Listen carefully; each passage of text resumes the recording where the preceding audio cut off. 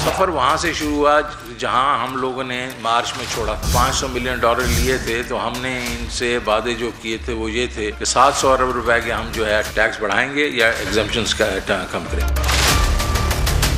₹4.95 के टैरिफ बढ़ाएंगे, विच इलेक्ट्रिसिटी वगैरह।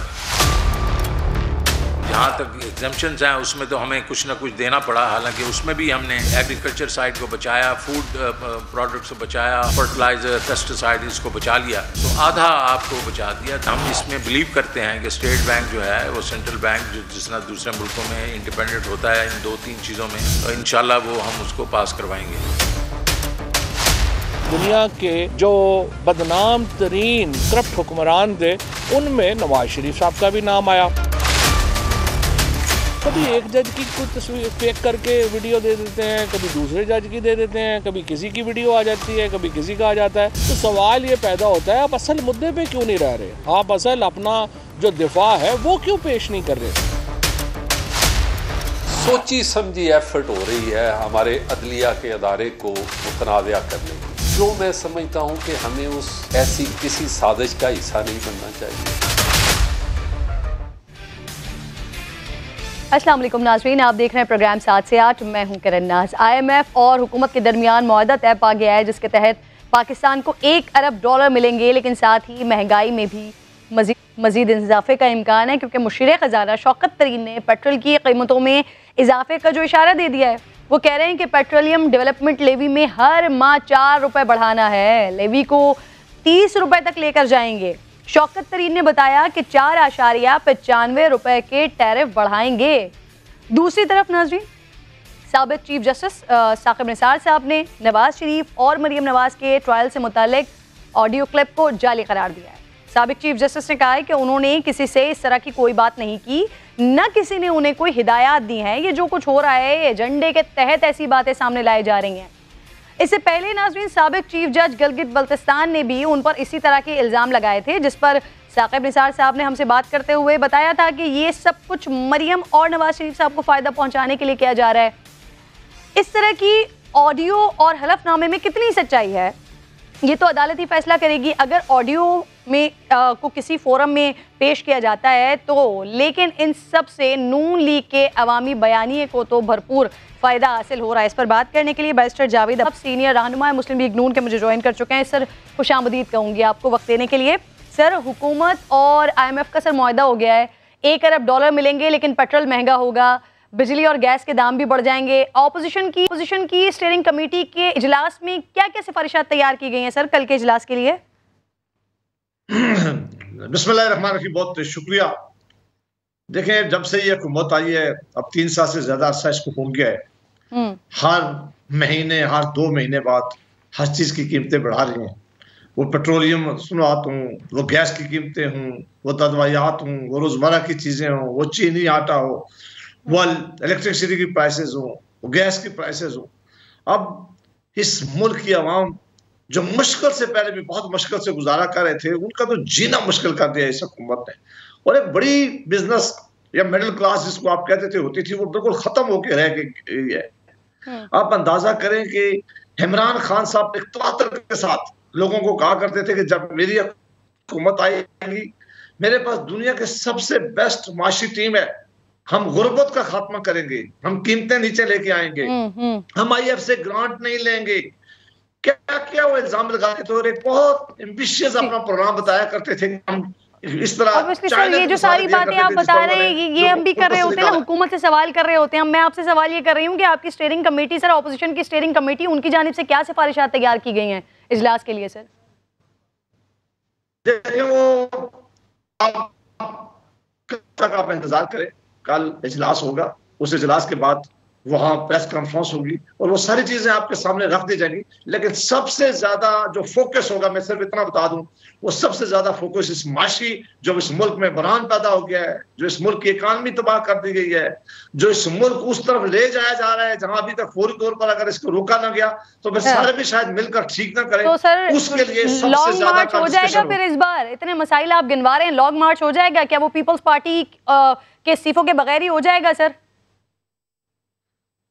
देखिए, पाकिस्तान पीपल्स पार्टी हमारे साथ इस एजेंडे पर बिल्कुल एग्री है। वो ये कह रही है कि जो फैसला अपोजिशन की जमातें करेंगी मिलकर, उन्होंने मियां शहबाज शरीफ साहब जो पार्लियामेंट में नेशनल असेंबली में लीडर ऑफ द अपोजिशन है, उनके साथ मिलकर ये वादा भी किया और कमिटमेंट भी की कि हम सारे इस मुल्क की आवाम को इस मुश्किलात से निकालने के लिए, इस मुल्क जो महंगाई ने इस मुल्क को चुकना चूर कर दिया लोगों को, इस मुल्क की इकोनॉमी की जो तबाही है, जो गवर्नेंस के जो इशू है, इस सब पे हम सारे अब्बासी साहब, आप ये कह रहे हैं कि लॉन्ग मार्च के लिए पीपल्स पार्टी को साथ ले जाने की कोशिश की जाएगी? सर, हम जो भी फैसला करेंगे, हमारी ख्वाहिश भी होगी और पूरी कोशिश करेंगे कि पाकिस्तान पीपल्स पार्टी जो भी अपोजिशन की तहरीक होगी उसमें मुझे यकीन है कि इंशाल्लाह वो हर अव्वल दस्ते के तौर पर इस तहरीक का हिस्सा रहेंगे। सही। अच्छा सर, ये साबिक चीफ जस्टिस साहब ने अपनी मुबैना ऑडियो को सर जाली करार दिया है, जिसको लेकर शहबाज शरीफ समेत नून लीग के अहम तरीन रहनुमा ने अपनी जीत की कहानी सुनाई है। तो सर, क्या नून लीग इस ऑडियो को किसी प्लेटफॉर्म पर लेकर जाएगी जिससे मालूम तो हो कि इस ऑडियो की हकीकत क्या है? अब्बासी साहब देखिए, आप सीनियर जर्नलिस्ट हैं, आप जानती हैं कि ये ऑडियो मुस्लिम लीग नून ने नहीं रिलीज की, ना ही उन्हें हमारे पास थी। ये एक इंडिपेंडेंट जर्नलिस्ट हैं जो इस वक्त मुल्क से बाहर हैं। वो कहते हैं कि मैंने इसका फोरेंसिक ऑडिट करवाया है, उसके बाद उन्होंने दी है। वो आपके कोलीग हैं, आप उनसे पूछ सकती हैं, आप उनसे कन्फर्म कर सकती हैं।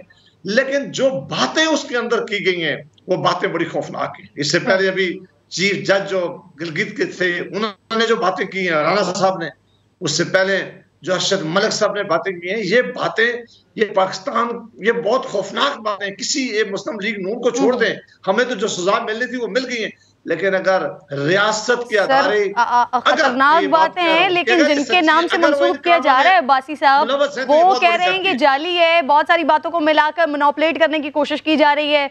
सर, आप लोग कह रहे हैं कि किसी और ने ऑडियो लीक किया है, इसी वजह से उन्हीं को ही लेके जाना चाहिए, तो फायदा तो आपको हो रहा है ना सर। आप लोग किसी फोरम पे ले जाने की बात नहीं कर रहे हैं। आप बेहतर होता कि ये सवाल उस जर्नलिस्ट से पूछें जिन्होंने ये रिलीज किया, उनसे ये पूछेंगे ये जाली है कि ठीक है। उनसे पूछेंगे साकिब निसार साहब ने ये आपने पोजीशन ले लिया। सही। हम कह रहे हैं, मैं क्या कह रहा हूँ, आप रिपीट करता हूँ मैं अल्फाज, कि ये जितनी भी ऑडियो और वीडियोज रिलीज हुई हैं, इनमें अगर सच है तो ये बहुत खौफनाक बात है। इसकी कोई कमीशन बनना चाहिए इस मुल्क के अंदर, इस मुल्क में अंदर इंक्वायरी होनी चाहिए। अगर ये झूठी है तो कोई फौरन डिटरमिन कर दे, हम इसे मंजूर है, लेकिन इस तरह इस बात को नहीं छोड़ा जा सकता। सही, अगर आप इस तरह ठीक है सर, आप मेरे साथ ही मौजूद रहिएगा। इस तरह खत्म करेंगे तो ये बहुत बड़ी जाती होगी। बिल्कुल ठीक है अब्बासी साहब, आप साथ सर मजीद बात करनी है। मैंने आपसे एहसन भवन साहब मुझे ज्वाइन कर चुके हैं, सदर सुप्रीम कोर्ट बार एसोसिएशन है। शुक्रगुजार हूँ एहसन साहब आपके वक्त की। सर, गालिबन राब्ता उनसे मुनक़ता हो गया है। जब दोबारा राब्ता होता है तो उनसे जानने की कोशिश करते हैं कि ये एक बार फिर अदलिया के ऊपर अचानक से कभी ये लीक्स आ रही हैं और कभी ये हलफनामे आ जाते हैं। सर, बहुत बहुत शुक्रिया एहसन साहब, आप मेरे साथ मौजूद हैं। सही है। अच्छा जावेद साहब, सर आप भी वकील हैं। आसमा जहांगीर साहिबा के नाम से जो कॉन्फ्रेंस हुई सर, उसके लिए फवाद चौधरी ने कहा कि एक मफरूर शख्स को इसमें बुलाना जजेस की भी तौहीन है और आईन कानून के साथ भी मजाक है। सर, क्या मियाँ साहब की तकरीर का तमाम शुरका को बताया गया था? देखिए, ये बात मुझसे न पूछें, ये बात आपके पास असल मोहन अगर आपके साथ लाइन है उनसे, या वहाँ जो उनकी आसमा जहांगीर फाउंडेशन की जो इंतजामिया थी, ये सवालात उनसे आप करें। और ये इसमें कई सेशन थे, मेरा नहीं ख्याल, मैं खुद उस कॉन्फ्रेंस में नहीं था, लेकिन मेरा नहीं ख्याल कि उसमें सिर्फ एक सेशन था, उसमें मुख्तलिफ सेशन थे, मुख्तलिफ टॉपिक थे।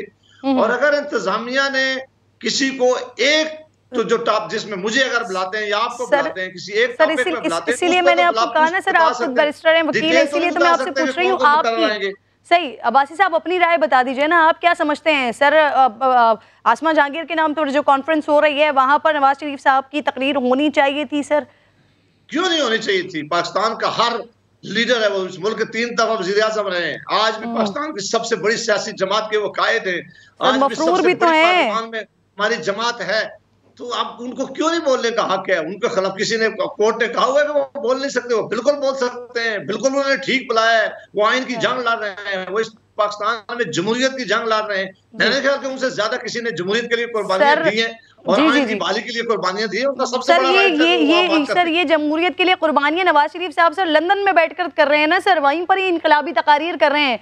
लेकिन पाकिस्तान सर आने के लिए उनको कोई गारंटी चाहिए, गारंटी मांग रहे हैं वो। तो क्या मियां साहब की वापसी इलेक्शन मुहिम तक सर वो नहीं आएंगे, ये तय हो गया है?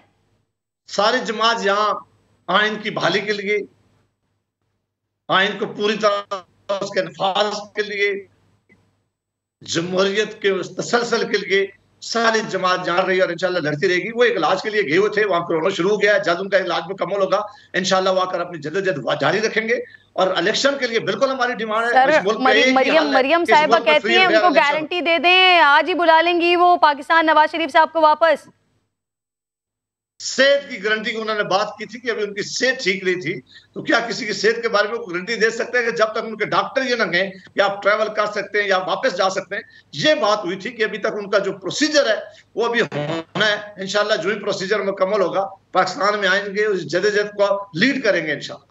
सही। अच्छा सर, ये पंजाब में हुकूमत तैयारी कर रही है बल्दियाती इलेक्शन करवाने की, और लग रहा है कि टीएलपी के पास जाना भी उसी की एक कड़ी था या इसीलिए था। तो क्या नून लीग भी सिर्फ टीएलपी से बल्दियाती इलेक्शन में सीट एडजस्टमेंट पर बात कर सकती है? अब्बासी साहब देखें, ये इमरान खान साहब का एक और नरा हुआ करता था, वो सबसे ज्यादा कहा करते थे जब वो इक़्तिदार में आज के, मैं आऊंगा बल्दियाती इंतखाब करूंगा, मैं आऊंगा इंग्लैंड की तरह का निजाम होगा, मैं सारे इख्तियार बल्दियाती अदारों को देंगे। जो अदारे बहाल थे पंजाब में इन्होंने खत्म किए, सुप्रीम कोर्ट ने उनको बहाल किया, ये इख्तियार नहीं दे रहे। खैबर पख्तूनख्वा में अदारा खत्म है। इस्लामाबाद जहां वो बैठे हुए हैं, यहाँ लोकल गवर्नमेंट का इलेक्शन कमीशन चिल्ला के रोज मिन्नतें कर रहे हैं कि आप बल्दियाती इंतखाब करें, वो ना यहाँ कराएंगे। मुझे यकीन है कि वो पंजाब में भी अभी वो लेके लेजिस्लेशन लेके जा रहे हैं, वो वहां भी नहीं कराएंगे। अगर खैबर पख्तूनख्वा में ये इलेक्शन हो रहे हैं तो ये सिर्फ इलेक्शन कमीशन और अदालतों के हुक्म पर वो करवाए जा रहे हैं। वहां भी वो सुप्रीम कोर्ट चले गए कि जी इलेक्शन डिले किए जाए। मुझे नहीं यकीन कि वो किसी तौर पर भी बल्दियाती इंतखाब में इंटरेस्टेड है, इसलिए नहीं इंटरेस्टेड। सर महमूद रशीद साहब ने कह दिया है एक्ट पास करवाएंगे, इलेक्शन करवाएंगे। अब्बासी साहब काइंडली जरा सवाल दोहरा दें अपना। सर मैं कह रही हूँ महमूद रशीद साहब ने कह दिया है एक्ट पास करवाएंगे, इलेक्शन करवाएंगे। सर असेंबली में लेकर आ रहे हैं। साथ ही ना वही जब यहाँ मामला असेंबली में चला जाएगा, आप भी यहाँ हैं, मैं भी यहाँ हूँ, आप देख लेना, एक असेंबली का सेशन होगा, 6 महीने बाद होगा, साल बाद होगा, जो 3.5 साल में चलिए सर अब्बासी साहब, सर बहुत करा सकते हैं। सर आपके वक्त का बेहद है, आपने ये टीएलपी के हवाले से बल्दियाती इलेक्शन में सीट एडजस्टमेंट का इसका जवाब नहीं दिया आपने मुझे। बहुत बहुत शुक्रिया सर। प्रोग्राम में आप साथ मौजूद है एहसन भवन साहब मुझे ज्वाइन कर चुके हैं, शुक्रगुजार हूँ सर आपके वक्त की। एहसन साहब, मुल्क में सर अचानक अदलिया पर तनकीद में इजाफा हो गया है, साबिक जजेस की मुबैना ऑडियोज बनाकर पेश की जा रही हैं, कॉन्फ्रेंस में भी अदालतों के खिलाफ बातें की गई हैं। ये अचानक बगैर किसी वजह के तो नहीं शुरू हो सकता, सर क्या कहेंगे? मैं नहीं समझता कि कोई खुदा न खास्ता अदलिया के खिलाफ कॉन्फ्रेंस में ऐसी बात है। वहाँ तो तरीक़ेकार जो था वो जरा कुर्द साहब का ऐसा अच्छा नहीं था जो चीफ साहब के सामने नहीं होना चाहिए था।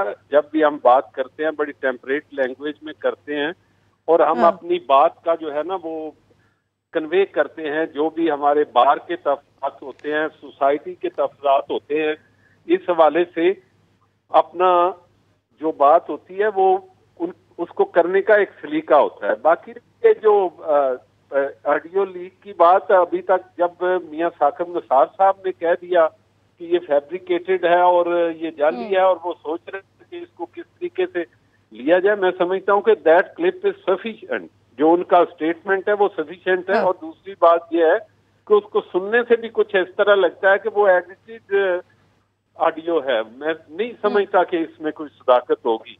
ये ऑडियो जो है ये बहरहाल ये चीजों को मिलाइन करना ये एक सोची समझी बात भी हो सकती है अदलिया के हवाले से।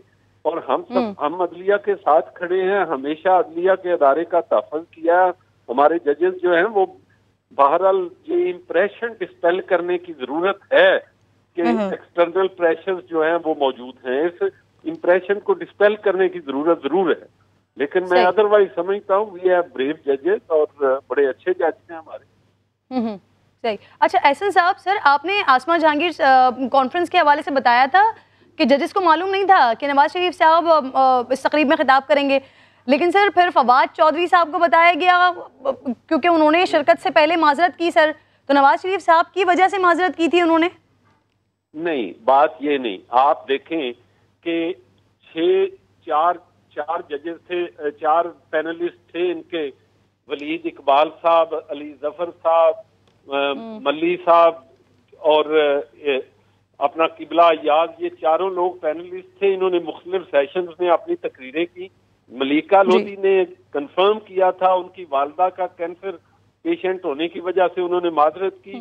चौधरी फवाद साहब भी थे और मियां नवाज शरीफ की, जो मैं अर्ज कर दूं, मियां नवाज शरीफ ने पहले कंफर्म किया, फिर उन्होंने माजरत कर ली, इसलिए फिर उनका नाम उस जो प्रोग्राम की फहरिस्त से था वो अब हमने देखना था कि नून लीग की तरफ से कौन आता है। अल्टीमेटली जिस दिन ये कॉन्फ्रेंस का क्लोजिंग डे था उस वक्त 12 बजे मियां साहब ने कंफर्म किया कि मैं क्लोजिंग पे तकरीर करूंगा और अकॉर्डिंगली जो वेबसाइट है वॉइस पी के, उसमें उनका हमने लिख दिया कि he is going to close the conference. उसके बाद जोई साहब पता नहीं अपनी वजह से नहीं आए या जो भी है, मैं समझता हूं कि ये ऐसी बात नहीं है कि खुदा न खास्ता किसी जजेस को बताना, या अदरवाइज पूरा प्रोग्राम जो है वो होता है। हमने सिर्फ इस वजह से वो प्रोग्राम में मियां साहब ने पहले रिग्रेट कर दिया कि मैं नहीं आ सकता, लेकिन उसके बाद दोस्तों ने रिक्वेस्ट की और ultimately on last day at 12 noon उन्होंने कंफर्म किया। That was the reason. इसलिए कोई ऐसी बात नहीं है, कुछ छुपाने वाली बात नहीं है। और दूसरी बात एहसन साहब, जी सर, दूसरी बात ये करूं कि ये कोई ऐसी बात नहीं कि पहले से आप किसी के बोलने पे पाबंदी लगा ले। आपने किसी की बात सुननी है और मैं समझता हूँ कि कोई क़यामत नहीं आ जानी थी अगर। ठीक, अच्छा सर ये इस कॉन्फ्रेंस की फंडिंग पर भी सवाल उठ रहे हैं सर कि क्या कॉन्फ्रेंस में बैरून मुल्क से फंडिंग भी हुई थी? बात ये है, हर कॉन्फ्रेंस पे हम खुद भी फंडिंग करते हैं, हम बाहसियत बार एसोसिएशन उनके साथ करते हैं। बाकी ये है कि जो इतने अच्छे और कंस्ट्रक्टिव प्रोग्राम हैं उनमें लोग फंडिंग करते हैं। ये नहीं मुझे पता कि बाहर से है या दूसरे से है या तीसरे से, लेकिन क्योंकि मैं इन निटी-ग्रिटीज में पढ़ता नहीं, लेकिन ये ऐसे सर कुछ बता सकते हैं कहाँ से फंडिंग हुई थी, कितनी फंडिंग हुई थी बाहर से सर? जी मुझे इन चीजों का नहीं पता, ना ही मैं इन चीजों में पढ़ता हूँ, ये मेरा काम ही नहीं है। सही सही। मैं तो सिर्फ ये है कि जब यहाँ पे मुख्तलिफ नजरियात को आप सुनते हैं, डाइवर्जेंट व्यूज को सुनते हैं। ठीक सर, बिल्कुल ठीक है सर, बिल्कुल ठीक है, आपकी बात, आपका पॉइंट ऑफ व्यू आ गया है। एहसन साहब बहुत बहुत शुक्रिया। प्रोग्राम मौजूद है पीपल्स पार्टी के सीनियर रहनुमा मोअज़्ज़िज़ एतजाज़ एहसन साहब मुझे प्रोग्राम में ज्वाइन कर चुके हैं। सर खुशामदीद कहूँगी आपके वक्त के लिए। सर साबिक चीफ जस्टिस के खिलाफ अचानक एक मुहिम से शुरू हो गई है। एक हलफनामा ला रहा है, दूसरी तरफ मुबैना ऑडियो को उनके साथ मंसूब किया जा रहा है।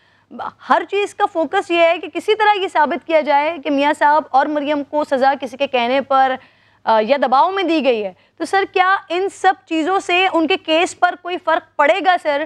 क्या एवनफील्ड केस में इन चीज़ों से कोई फ़ायदा मिल सकता है शरीफ फैमिली को? एतजाज साहब। जी मिल सकता है, अगर ये साबित हो जाए कि एक चीफ जस्टिस ने ये कहा है कि ये इनको सजा देनी है और इमरान खान को लाना है। अब वो किस कॉन्टेक्स्ट में कहा है, किस पैराए में कहा है, वो तो हमारे सामने नहीं है। तो एक जो 2 जुमले हैं जो उनके एक लार्जर तकरीर में से हैं, और फिर ये है कि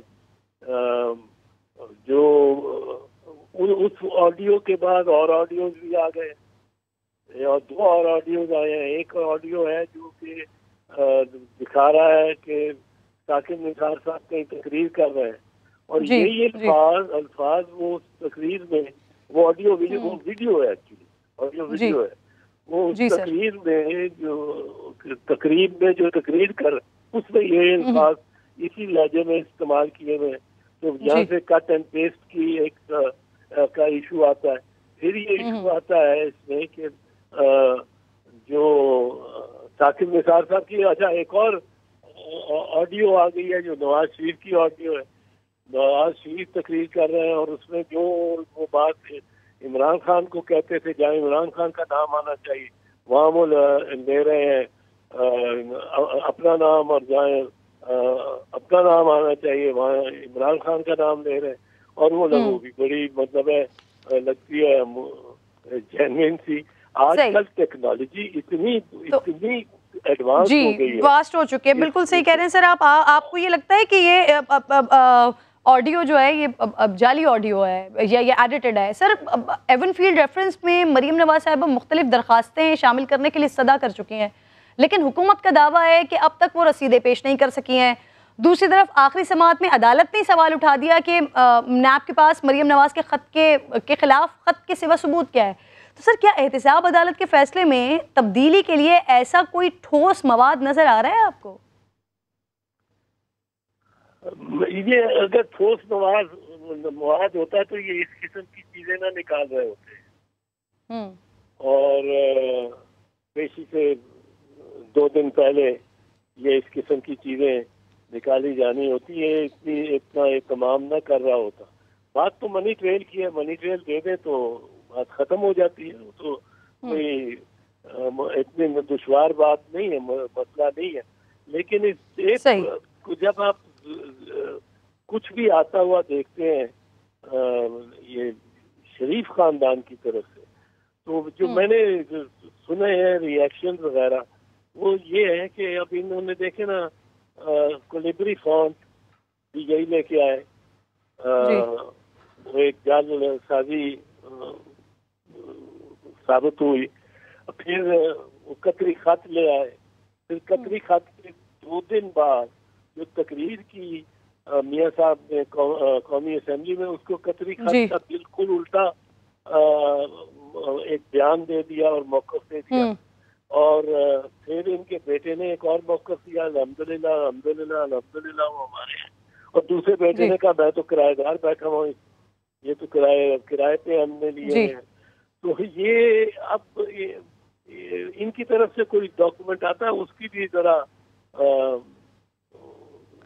चांद पटक होनी चाहिए, आप कह रहे हैं। बहुत बहुत शुक्रिया एतजाज साहब, बहुत बहुत शुक्रिया, आप साथ मौजूद थे। नाज़रीन आगे बढ़ रही हूँ। पेट्रोल सिर्फ महंगा ही नहीं गायब भी होने वाला है, क्योंकि पेट्रोलियम डीलर्स एसोसिएशन ने 25 नवंबर से मुल्क गिर हड़ताल का ऐलान कर दिया। अब डीलर्स एसोसिएशन कह क्या रहे हैं? वो कह रहे हैं कि हुकूमत ने 3 नवंबर को डीलर्स मार्जिन बढ़ाने की यकीन दहानी करवाई थी, लेकिन इस पर अब तक कोई पेशरफ नहीं हुई है। लिहाजा 25 नवंबर से मुल्क गिर हड़ताल करेंगे और मुतालबे की मंजूरी तक कहीं भी पेट्रोल दस्तयाब नहीं होगा। सिर्फ एम्बुलेंसेस को दिया जाएगा पेट्रोल। इस वक्त पेट्रोल की टोटल कीमत पर डीलर्स मार्जिन 3.91 रुपये फ़ी लीटर है। 1 लीटर पेट्रोल और डीजल पर डीलर्स को तकरीबन 4 रुपये का मुनाफा मिल रहा है, लेकिन उनका मुतालबा है कि इसे बढ़ाएं और अब रुपए के बजाय मार्जिन में अब फीसद में फिक्स किया जाए। हुकूमत मुतालबा मान ले तो पेट्रोल की कीमत मजीद बढ़ सकेगी, ना माने तो फिर संगीन बहरान जन्म ले सकता है। गोया आगे भी खाई है, पीछे कुआं है, सिचुएशन क्या बनने जा रही है ये इस वक्त देखना होगा। अब समी साहब chairman all Pakistan petroleum dealers association मुझे ज्वाइन कर चुके हैं। सर खुशामदीद कहूँगी आपको।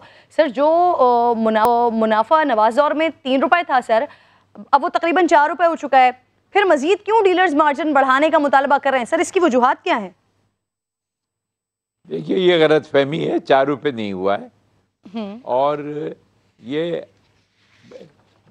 मार्जिन जो हमारा है वो 3.25 रुपये है। इसमें हमें ऑल मार्केटिंग कंपनीज को भी देना पड़ता है और जो है हमें जो आता है वो 3। ये एक माहिदा हुआ था हमारा गवर्नमेंट से 98 में, और जबकि हम सुप्रीम कोर्ट में गए थे और ये तय हुआ था कि हमारा आहिस्ता आहिस्ता, उस वक्त बहुत कम मार्जिन था, आहिस्ता आहिस्ता ये 5% कर देंगे। फिर हमने एग्री कर लिया। फिर इन्होंने शुरुआत करी और सन 3 या 4 तक हमें 4% देते रहे जी। उसके बाद फिर नीचे आना शुरू हो गया।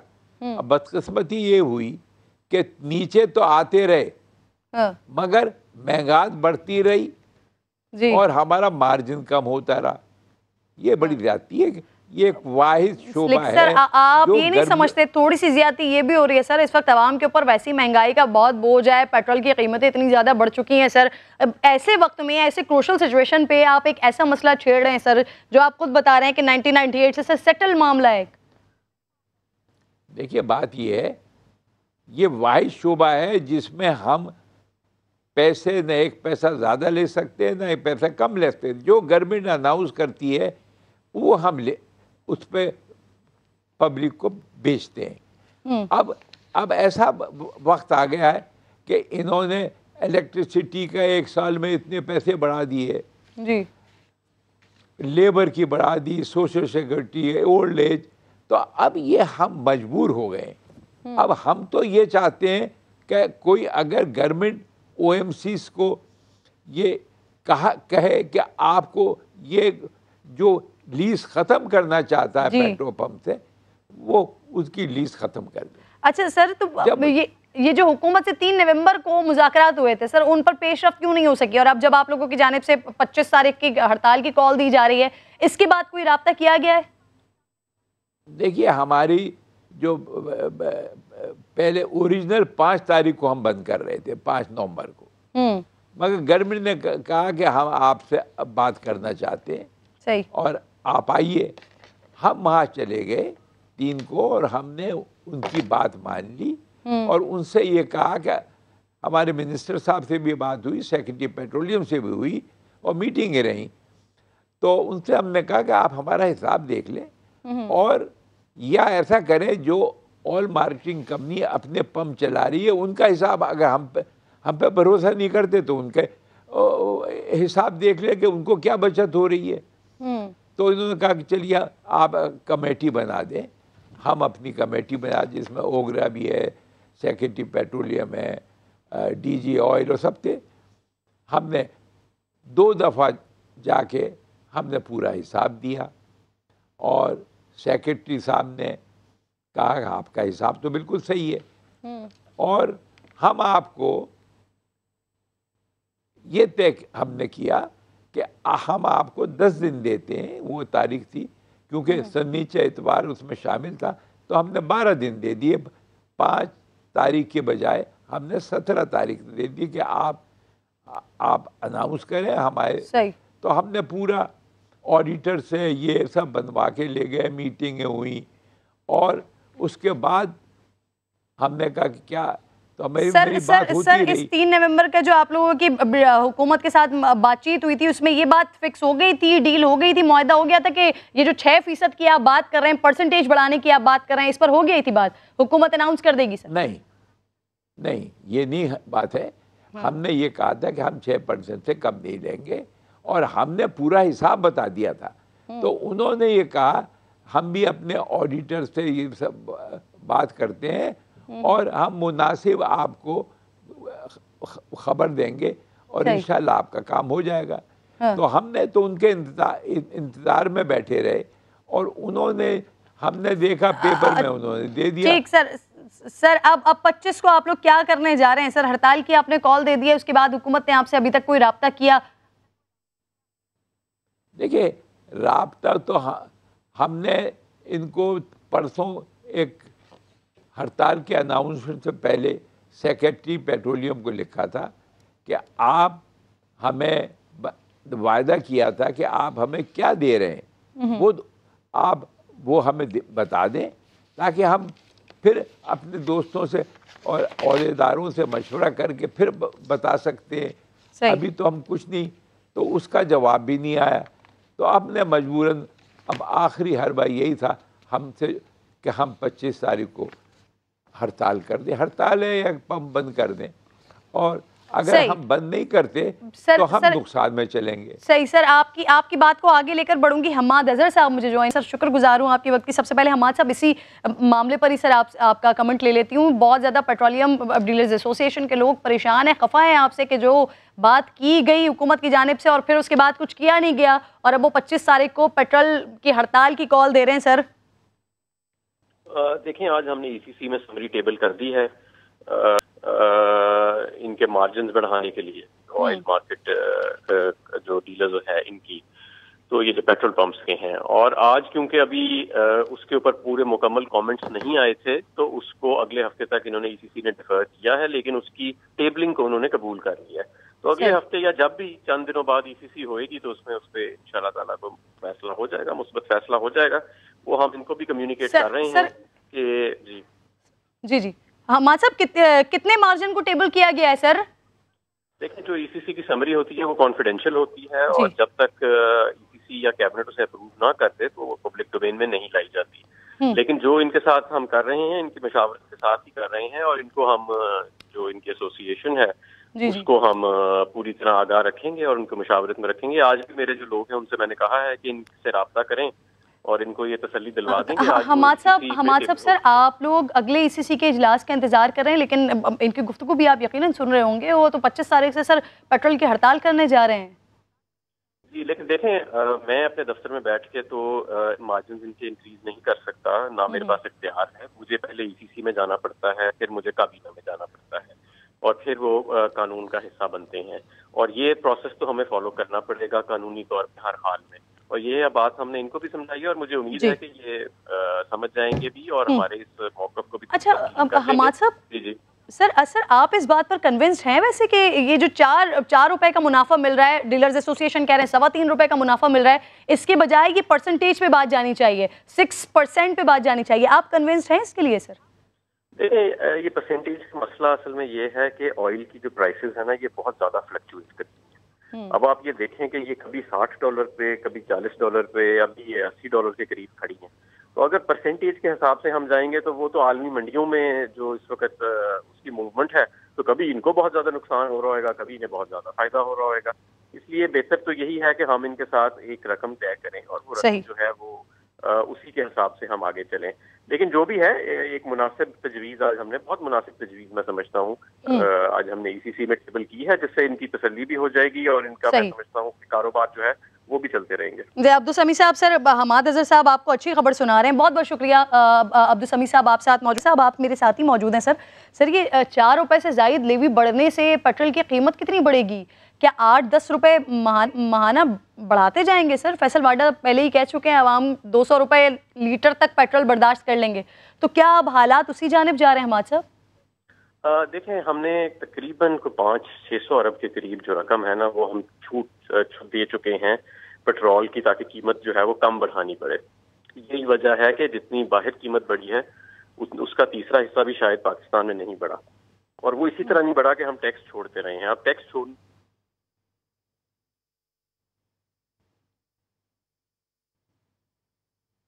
हमाद साहब आप साथ मौजूद हैं सर? जैसे कि कुछ आसार अभी नजर आ रहे हैं, तो शायद वो तेल की कीमत हमें ना बढ़ानी पड़े, लेकिन ये सारा आलमी मंडियों के साथ ही लिंक है। सर क्या ये तय हो गया कि हर माह लेवी, पेट्रोलियम लेवी सर 4 रुपए बढ़ेगी? हमाद साहब आवाज आ रही है आपको मेरी? हमाद अजहर साहब से रब्ता करने की कोशिश करते हैं, क्योंकि बड़े आम सवालात हैं पेट्रोलियम मसनूआत के हवाले से, जिसका जवाब दे रहे थे हमाद अजहर साहब। एक छोटा सा ब्रेक ले रही हूँ, ब्रेक के बाद वापस आते हैं, फिर इनसे बात करते हैं।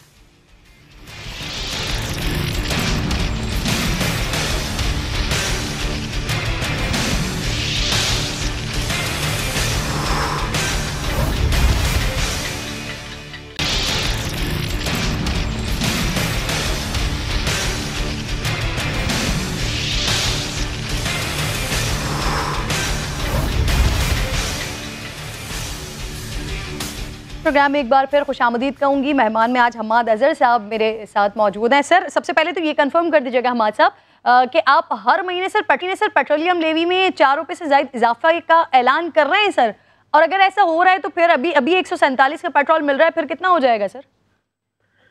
देखें, ये इसका सही जो हतमी फैसला है वो तो वज़ारत ख़जाना ने ही करना होता है, वो पेट्रोलियम डिवीजन नहीं करता। लेकिन ये बात जरूर है कि 500-600 अरब रुपए अभी तक टैक्स की छूट दे चुकी है हुकूमत, ताकि पेट्रोल की कीमत जो है वो जितनी बाहर बढ़ी है उतनी पाकिस्तान में ना बढ़ानी पड़े। अब जाहिर है कि वजारत खजाना के पास एक हद तक ही गुंजाइश है ये छूट देने की, और शायद उनके पास वो गुंजाइश खत्म होती जा रही है। आया कि इससे पेट्रोल की कीमतें बढ़ेंगी या नहीं, हो सकता है कि अगर आर्मी मंडी में पेट्रोल की कीमतें कुछ कम हों, जैसे कि अभी हालिया अरसे में कुछ आसार तो उसके नजर आ रहे हैं, तो शायद कीमत ना बढ़ानी पड़े। लेकिन इस पे कुछ अभी हतमी बात नहीं कही जा सकती, ये बैनुल-अक़वामी मंडियों के हिसाब से देखा जाएगा। अच्छा सर शौकत साहब कह रहे हैं कि IMF से ये वादा हुआ था कि 4 रुपए लेवी बढ़ाएंगे सर, तो हुकूमत कॉन्सेंट्रेट कर रही है इस बात पर कि 4 रुपए लेवी बढ़ाई जाए, 30 तक लेके जाएं इसको सर? देखें, ये आहिस्ता आहिस्ता ही करेंगे, एकदम तो नहीं करेंगे, ये आहिस्ता आहिस्ता करेंगे। और अगर गुंजाइश निकलती रही आलमी मंडियों में कि आलमी मंडियां पीछे की तरफ आई, नीचे की तरफ आई, जैसे तेल की कीमत कुछ अभी पिछले हफ्ते में नीचे की तरफ आई है, तो फिर आप ये टैक्स बढ़ा सकते हैं पेट्रोल की कीमत बढ़ाए बगैर। तो ये बहरहाल, क्योंकि जैसे मैंने आपको पहले बताया कि 500-600 अरब रुपए का अभी तक नुकसान हो चुका है वजारत खजाना को ये पेट्रोलियम लेवी को कम करके, तो इसको अब उन्होंने इस साल मजीद शायद नुकसान करने की वो पोजीशन में नहीं रहे। सर एक और चीज हमारे साथ कंफर्म कीजिएगा सर, फ्यूल प्राइस की मद में आज भी बिजली 4.25 रुपए महंगी करने की सिफारिश हुई है सर, हुकूमत की जानिब से, आपकी जानिब से भी टैरिफ बढ़ाने का ऐलान किया गया है सर, कहीं फ्यूल एडजस्टमेंट के नाम पर तो कभी ऐसे ही सर सीधे सीधे टैरिफ बढ़ रहा है, गरीब कहाँ जाएगा सर? ये जो देखें, ये fuel tariff, fuel cost adjustment क्या होती है, ये 1 महीने के लिए लगती है और फिर ये उतर जाती है। तो अगले महीने 2.5 रुपए उतरेगी और कोई 2.5 रुपए ही शायद जो है वो मजीद इसके अंदर इजाफा होगा, यानी कि टोटल शायद 4 या 5 रुपए का इजाफा इसके अंदर मुमकिन है, लेकिन ये अभी नेपरा ने इसका फैसला करना है। लेकिन ये 1 माह के लिए होता है और इसकी वजह ये होती है कि जो आपके इम्पोर्टेड फ्यूल्स हैं, जैसे कि आपका LNG है या कोयला है, ये जो बाहर से आता है और जब इसकी कीमत ऊपर जाती है और जब गैर मुतवक्के तौर पे ऊपर जाती है, जितना नेपरा ने टैरिफ डिटरमिन किया होता है उससे ज्यादा जब कोयले की कीमत ऊपर चली जाती है, तो आपके कोयले के जो पावर प्लांट है उनको कॉम्पनसेट करने के लिए एक फ्यूल कॉस्ट एडजस्टमेंट लगती है चंद माह के बाद, लेकिन वो 1 माह के लिए लगती है, फिर वो खत्म हो जाती है।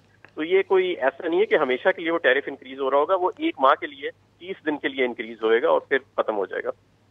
सही, बहुत बहुत शुक्रिया, बहुत बहुत शुक्रिया। हमारे प्रोग्राम में आप साथ मौजूद थे। क्विकली नाज़रीन आगे बढ़ रही हूँ और अब बात करने जा रही हूँ लाड़काना के गांव ख्वारान खानी का एक लड़का जिसके दोस्त उसे 3G कहा करते थे। गांव के लोग इंटरनेट की तेज़ रफ्तार से इसकी रफ्तार को मिलाते थे। आंखों में ख्वाब सजाए खस्ता हाली लिए नंगे पाँव गाँव की गलियों में क्रिकेट खेलता था। लड़के के वालिद को पसंद नहीं था उसके खेल कूद में हिस्सा लेना। वो चाह रहे थे कि बेटा सरकारी नौकरी करे और ख़ानदान को गुर्बत से निजात दिलाए।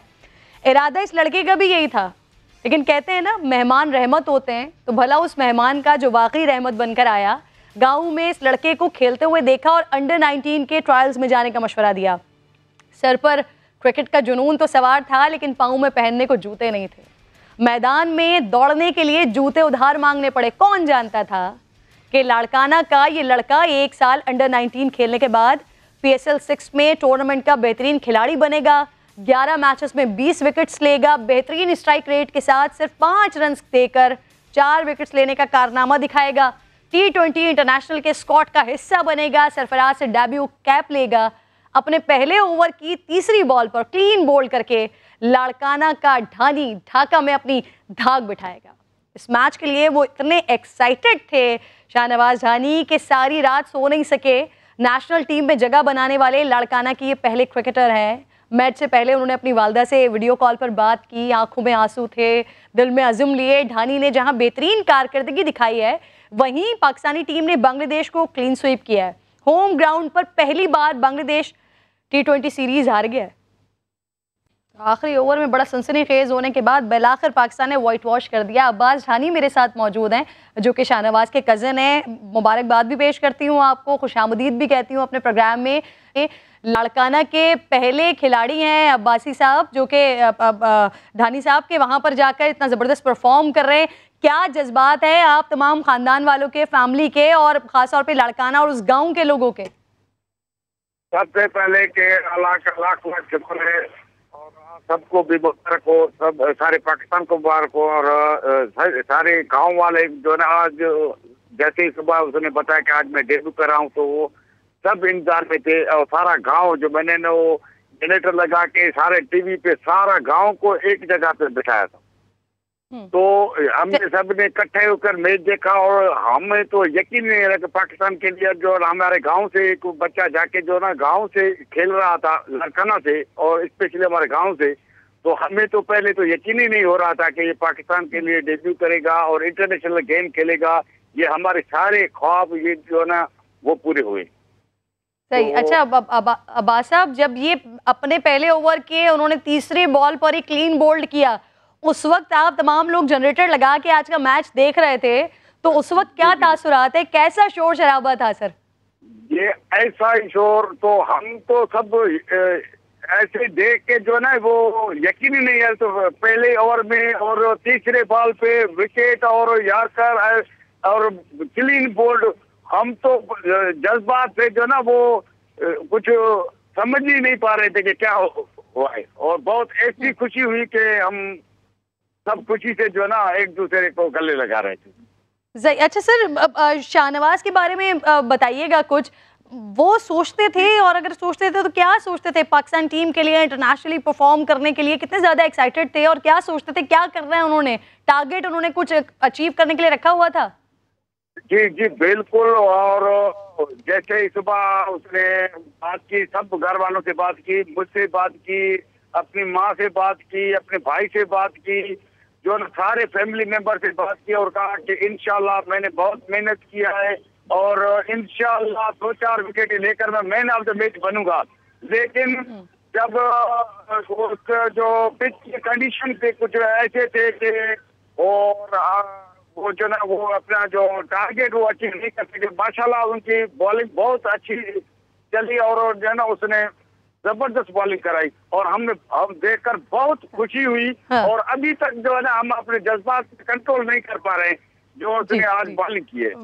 बिल्कुल बिल्कुल सर। अच्छा सर, ये भी मैं देख रही थी कि 3G कहते थे शाहनवाज के दोस्त शाहनवाज को, तो सर ये 3G का क्या कनेक्शन है, जरा ये भी बताइएगा। जी जी मैं समझा नहीं सर। 3G शाहनवाज के दोस्त उसको 3G कहते हैं ना, इंटरनेट की रफ्तार से मिला रहे होते हैं उसकी रफ्तार को।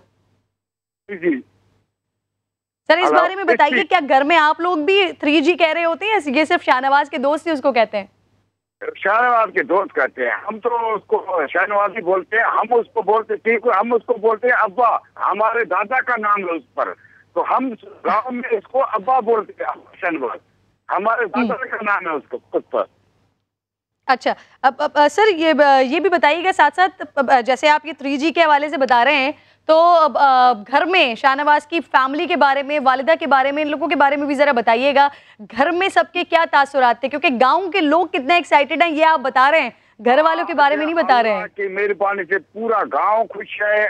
इस खुशी में कल पूरा लारकाना खुश है, पूरा सिंध खुश है, पूरा पाकिस्तान खुश है कि उनको एक अच्छा बॉलर मिला है।